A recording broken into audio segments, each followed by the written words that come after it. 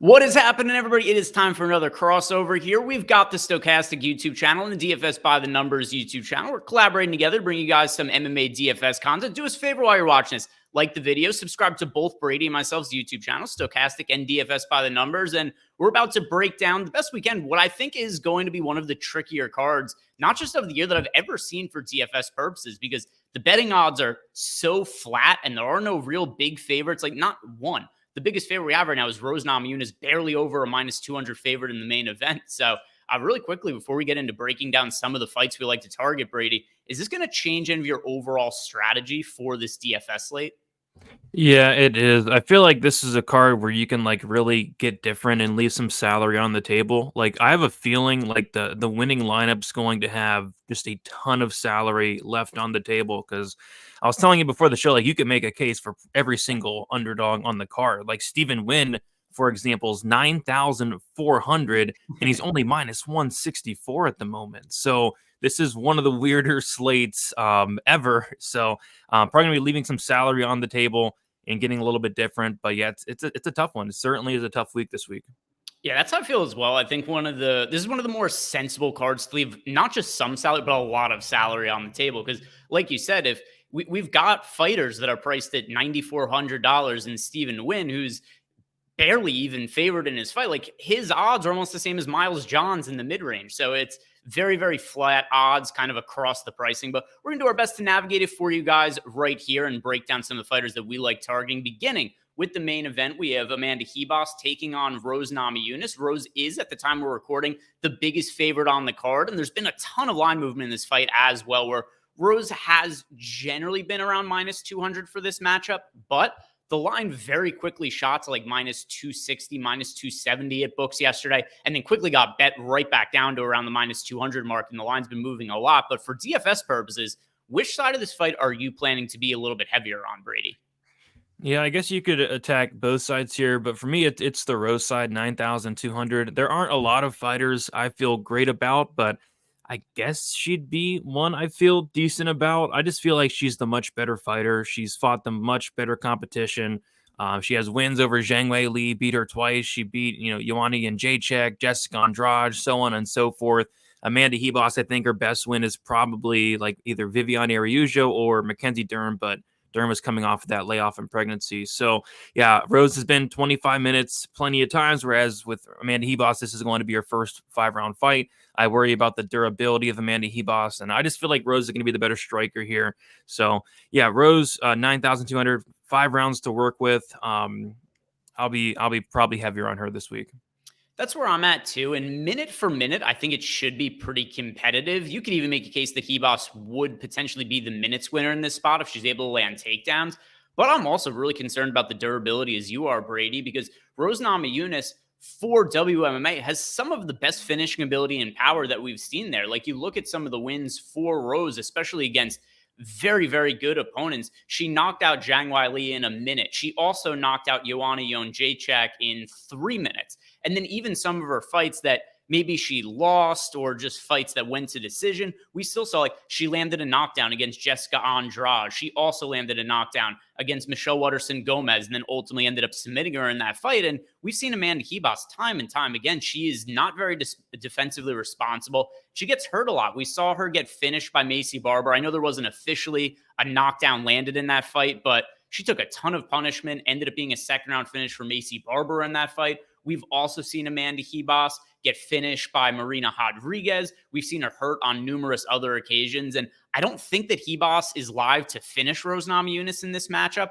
So with that in mind, it's a fight that's going to be 25 minutes with Namajunas just needing to land once clean on Ribas' chin to potentially put her out. So overall, I'm going to be leaning towards Rose in the main event. She's also my favorite pay-up option for the slate as a whole, because it's really hard to find pay-up options that I have any kind of confidence in. And I know that you're kind of in that same boat because we were talking about it before we started recording, but are there any favorites that you do feel really confident just outright win this weekend? No, no, there's really not, man. But from a DraftKings perspective, a pay-up option I don't mind is going to be Ricardo Ramos, 8,900.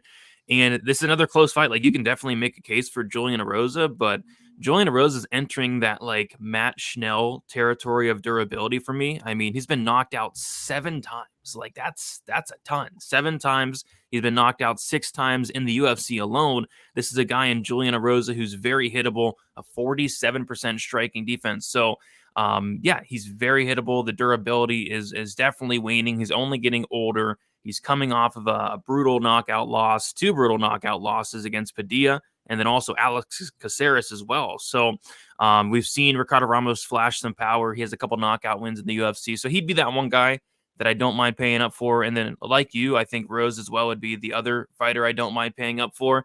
And then other than that, it gets kind of ugly up there. So yeah, I think Ricardo Ramos has a ton of finishing upside. I could see him landing that spinning back elbow he loves to land.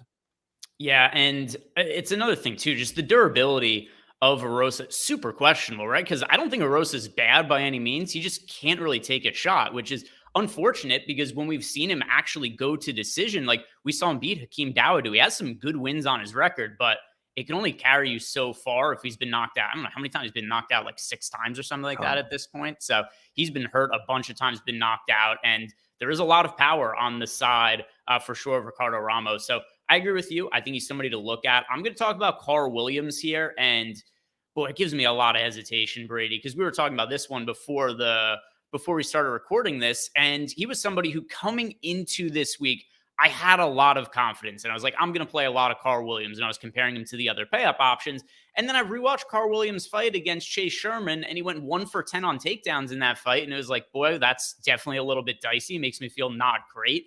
Justin Tafa, I do think, is overall a better fighter than Chase Sherman, but both the Tafa brothers, really questionable ground games and also an inability to defend takedowns for each of them. So what I like about Carl Williams isn't necessarily that I'm super confident he's going to win. It's hard to feel really confident in a lot of these pay up options, but if he wins, I think it has to come with the wrestling and grappling. If this takes place on the feet, I think he probably gets knocked out by Tafa, and I'm sure Carl Williams is aware of that. So I think he's going to be aggressively looking for the takedowns in this matchup. And while he's fighting Justin Tafa, and it is an opponent change, he was expected to fight Junior Tafa before, so he was more or less preparing for the exact same fight. And we have seen Carl Williams, when he does win outside of the Chase Sherman fight, we saw him land 3 takedowns against Jimmy Lawson. We saw him land 8 takedowns against Lucas Bresky. So I do think there's that potential for 6, 7, 8 plus takedowns out of Carl Williams, which would score really well for DraftKings purposes.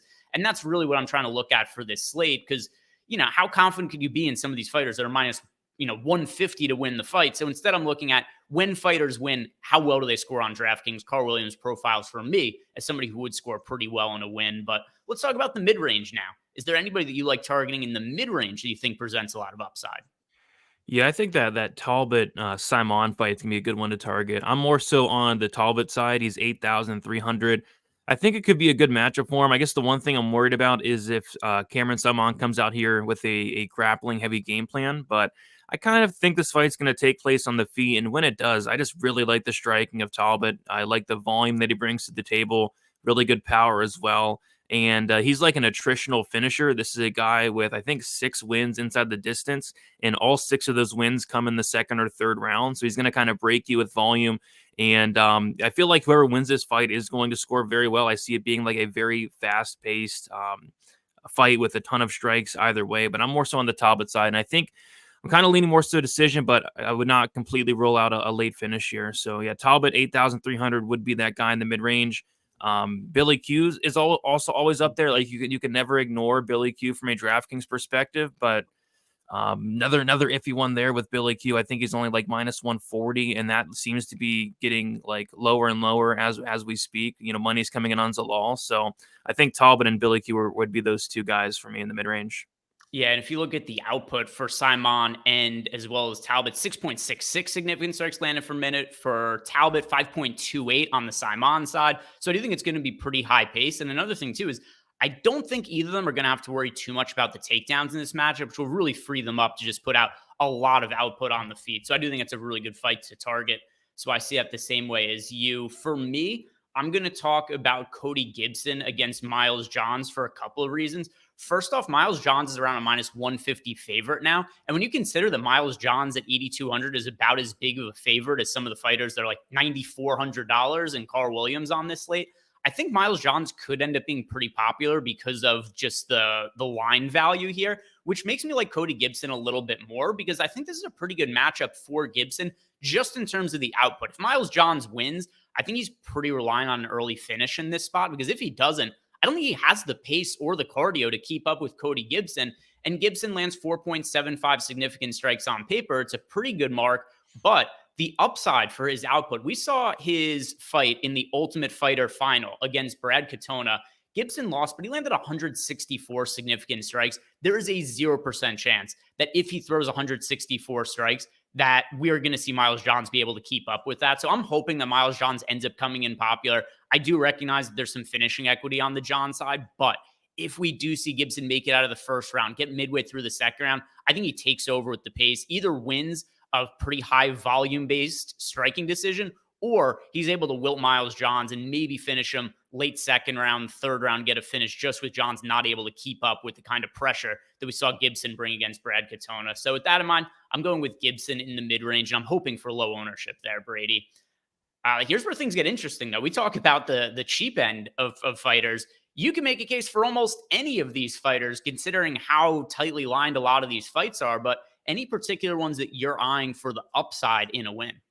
Yeah, it's crazy. Like there's so many dogs I like. Like I can list like several, but I guess one fight that really do want to target, and I like the price here for Pajelo. It's 7,500, Luis Pajelo, and it's because I think this fight's probably going to be one of the best fights on the card. Like if you watch any of this guy's fights, he's coming forward with no regards to his own safety, no striking defense whatsoever, but he's super tough. He has a ton of power. And I think he's gonna try to get that finish. I think he's alive for the finish in every single round. Actually, we've seen Padilla slow down in some fights. The thing though is, Padilla's never been finished, but Pajelo's super dangerous, has a ton of power. So yeah, don't mind Pajelo 7,500. But yeah, there's a ton of dogs this week, but I think he'd be that one. Yeah, it's kind of hard for me to narrow it down to just one. But one thing I do kind of want to point out here is a fighter who, all right, who's an underdog that I think could score well in a win, but then also I'm not super interested in the favorite. And that's where I'm going to look at Montserrat Rendon, who probably not a UFC caliber fighter, but her win condition in fights is going to be takedowns. And I do think that she has a pretty significant wrestling and grappling advantage over Zelznikova, who I think I'm pronouncing that right, but not totally sure. Doing my best. This is a lot of Z's and a lot of consonants lined up next to each other in a name here. But if we look at the win that Rendon had in her UFC debut against Tamara's Vidal, and if you guys remember, Vidal was a really big favorite in that spot, and she was very popular for DFS purposes as well. She was like 30% owned. She was priced over 9K in that spot. Rendon was like 8% owned or something like that in the flagship contest. And what ends up happening, she did struggle when the fight took place on the feet, but Rendon showed some pretty good fight IQ, and she recognized her win condition was needing to wrestle and grapple. So she ends up landing 3 takedowns. She held nearly 5 minutes of control time. I wouldn't be shocked if the result kind of looks similar in this sort of matchup. She might even get a finish on the ground because I do think that she has a pretty big grappling edge. So if Rendon wins, we saw pretty decent output, landed 112 strikes in her UFC debut, 69 significant strikes. We could see that 100 plus strikes landed. Maybe she lands 4 or 5 takedowns, potentially a late finish. Rendon's a fighter who I think does make sense for tournaments. And then also on the other side, not a fighter that I'm really liking all that much in Jelnikova. So another reason for me to like Rendon for tournament purposes. And yeah, going to be an interesting slate this week. Not the most name value on the card. Should bring a lot of variance into play, but sometimes it could be really fun for DFS. Do you have any final thoughts on the card, Brady? No, I mean this is it's a tough one. It's a tough one. Like I said, I'm gonna try to leave a lot of salary on the table this week. I'm gonna try to get different. I just have a feeling that like we very well could get like 5, 6, 7 underdog wins this week. Like, you can this is like a coin flippy type of card. Like you can make a case for every single dog. Like I guess the fighter I'm feeling best about is Rose, and I'm not even feeling good about it. So I mean it's one of those weeks. It's a tough one. If you guys haven't done it yet, do me a big favor, like this video, subscribe to both our channels, both Stochastic and DFS by the Numbers. On Friday, I'm going to be doing a full slate breakdown using our simulation tools over at Stochastic, and Brady always has an abundance of content, everything from betting, DFS, prize picks, putting out content every day. So go check out all Brady's content for this week's card, and good luck this weekend. See you.